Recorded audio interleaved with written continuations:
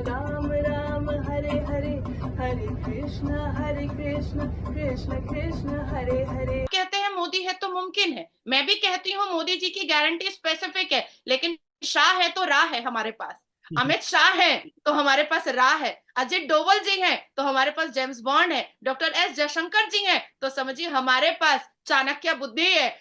और भारत के प्रधानमंत्री मोदी जी ने 2021 में ही हम सबको कहा था आत्मनिर्भर भारत बनाएंगे, और हमने कहा था ठीक है आपके नेतृत्व में हम आपके साथ हैं। आपके यहाँ से भीख मांगने वाले लोग जाते हैं टूरिस्ट वीजा पर, हमारे यहाँ से बुलाया जाता है कि प्रोफेसर भेजिए, साइंटिस्ट भेजिए, न्यूरोलॉजी भेजिए, साइक्राइट्रिस्ट भेजिए, डॉक्टर्स भेजिए, अच्छे वकील भेजिए। मोदी है तो मुमकिन है, और अगली बार भी खासतौर पे अगर बात करें, बहुत से प्रोजेक्ट्स हैं जिनकी इनॉग्रेशन इंडियन के प्राइम मिनिस्टर करते नजर आ रहे हैं। देखिए शोएब, ये 21वीं सेंचुरी है और भारत के प्रधानमंत्री मोदी जी ने 2021 में ही हम सबको कहा था आत्मनिर्भर भारत बनाएंगे, और हमने कहा था ठीक है आपके नेतृत्व में हम आपके साथ हैं।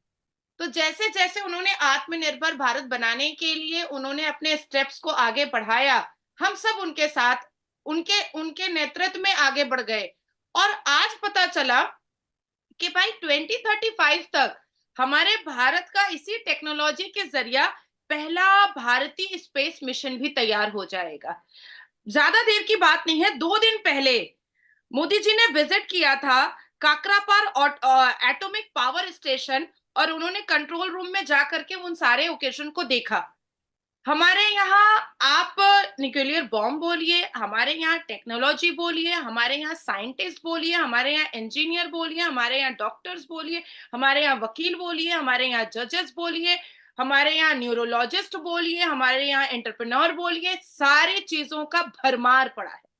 आपके यहाँ से भीख मांगने वाले लोग जाते हैं टूरिस्ट वीजा पर, हमारे यहाँ से बुलाया जाता है कि प्रोफेसर भेजिए, साइंटिस्ट भेजिए, न्यूरोलॉजी भेजिए, साइक्राइट्रिस्ट भेजिए, डॉक्टर्स भेजिए, अच्छे वकील भेजिए। मैं आप अभी जहां मैं बैठी हूँ यहाँ से मात्र आधे घंटे का डिस्टेंस है कल्याणी। कल्याणी का जो एम्स जो 26 तारीख को पीएम मोदी जी ने इनोग्रेट किया है, अगर आप उसको देखोगे तो आपका आधा पाकिस्तान आ जाएगा, जितना बड़ा एम्स है आपका आधा पाकिस्तान आ जाएगा। और मैं जरूर आपको उसकी पूरी वीडियो करके मैं जरूर भेजूंगी शोएब आपको, नादिया क्योंकि जी, मेरे एक घर चीज से आधे घंटे का डिस्टेंस है। बिल्कुल, और एक चीज मैं यहाँ पे देखने वालों को भी बताता चलूं और आपको भी बताता चलूं कि पाकिस्तान में इंडिया के बहुत से ऐसे हॉस्पिटल हैं। खासतौर पे अगर हम एम्स की बात करें, बहुत फेमस है पाकिस्तान में। मतलब ये कहा जाता है कि ट्रांसप्लांट के लिए या जो भी ट्रीटमेंट है जो यहाँ पे अभी नहीं हो रहा, वो करवाने के लिए इंडिया जाया जाए। मैं रिसेंटली मेरा इस्लामाबाद का विजिट हुआ और वहां पे जाके मैंने ये चीज ऑब्जर्व की कि बहुत से ऐसे हॉस्पिटल हैं जो कि जहाँ जो रेफर करते हैं प्रॉपर कि भाई आपका यहाँ पे अगर ट्रीटमेंट नहीं हो सकता तो आप इंडिया में जाकर ट्रीटमेंट करवा सकते हैं। पहले कभी चाइना का सुनते थे, लेकिन अब बकायदा इंडिया का कहा जाता है। लेकिन बदकिस्मती से हमारी ये बदकिस्मती है कि हमारी जो पॉलिटिशियंस हैं, हमारे लीडर हैं, उन्होंने इंडिया के साथ रिलेशन ऐसे रखे हैं कि हमें इलाज करवाने के लिए भी अगर वीजा चाहिए हो तो वीजा नहीं मिलता। बहुत मुश्किल से, मतलब ये है कि वो भी इंडिया की तरफ से कहा जाता है कि ठीक है भाई, किसी अगर कोई पेशेंट है तो उसे भेज दिया जाए, अदरवाइज कोई उस तरीके से वीजा नहीं मिलता। ये हमारा मेरे ख्याल से कसूर है। इसे यूएई में गया हर इंडियन चाहे वो तमिलनाडु से था, चाहे वो मुंबई से था, चाहे वो दिल्ली से था, चाहे वो इंडिया की किसी भी स्टेट हैदराबाद से था, गुजरात से था, हर इंडियन ने यही कहा। और वीडियोस में मौजूद है कि भाई मोदी है तो मुमकिन है, और अगली बार भी प्राइम मिनिस्टर मोदी ही होंगे। इसे कहते हैं कि अपने लीडरशिप के ऊपर किस तरीके से ट्रस्ट करते हैं इंडिया वाले, और दूसरे नंबर पे उनकी लीडरशिप किस तरीके से अपनी पब्लिक के लिए काम करती है। नादिया जी, इसके लिए इसके हवाले से आप क्या कहना चाहेंगी कि जिस तरीके से उन्होंने 10 सालों में डेवलपमेंट के ऊपर डेवलपमेंट, डेवलपमेंट के बाद डेवलपमेंट। देखिए मैं आपने मोदी जी के लिए कहा कि मोदी है तो मुमकिन है, और मोदी जी की गारंटी जो होती है ना वो बड़ी स्पेसिफिक होती है, बड़ी स्पेसिफिक होती है। अगर उन्होंने कह दिया है तो वो करेंगे। आप सोचो कि 1982 से वो कहते थे कि यूसीसी आएगा, जी। राम मंदिर बनेगा, वो कहते थे कि 33% वुमेन्स को रिजर्वेशन मिलेगा, वो कहते थे सीएए एनआरसी हम लाएंगे, हमारे जो हिंदू भाई बहन जो बाहर अत्याचारित होते हैं हम उनको लेकर आएंगे, उनको नागरिकता देंगे, नक्सली को हटाएंगे। आज 10% नक्सलीस बचे हैं हमारे भारत, जो पूरा एक घिनौना अपराध करते थे, आज 10% बचे हैं।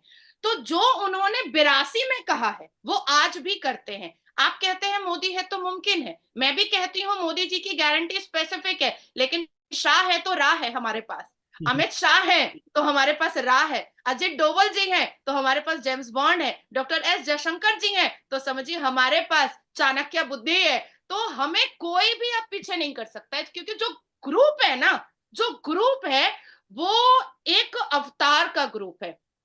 अब मैं एक चीज और क्लियर करना चाहूंगी शोएब, आपके चैनल के माध्यम से, कि हमेशा पाकिस्तान ने एक बात कही है कि मुसलमानों को भारत में वैल्यू नहीं दिया जाता है। हमेशा ये बात उठती आई है, तभी मुसलमानों का इतना हालत बुरा है। क्योंकि 2023 का सर्वे रिपोर्ट आया है, हमारा भारत जो है वो 79% एडुकेटेड है। हमारे भारत का जो पॉपुलेशन है 79% एडुकेटेड है। लेकिन सच्चर कमीशन की रिपोर्ट आई है जो 2006 में आई थी, उसके बाद 2023 में भी आई है, वही सेम आई है कि मुसलमान दलित से भी पीछे है एडुकेशन में। मुसलमान भारत का दलित से भी पीछे है एडुकेशन में। हालांकि 5 एडुकेशन मंत्री मुसलमान रहे हैं, 5 एडुकेशन मिनिस्टर, कैबिनेट मिनिस्टर मुसलमान रहे हैं। मौलाना अबू कलाम आजाद, हुमायूं कबीर, मोहम्मद करीम चांगला, फकरुद्दीन अली अहमद और नूरुल हसन, 5 कैबिनेट एडुकेशन मंत्री रहे हैं। इसका मतलब है कि एक एक टर्म भी वो रहे तो 25 साल रहे। 1947 से 1977 तक मुसलमान एडुकेशन मिनिस्टर थे। अब आप मुझे बताएं कि ये चाहते तो 25 साल में भारत में मुसलमानों का मुस्तकबिल बदल सकते थे।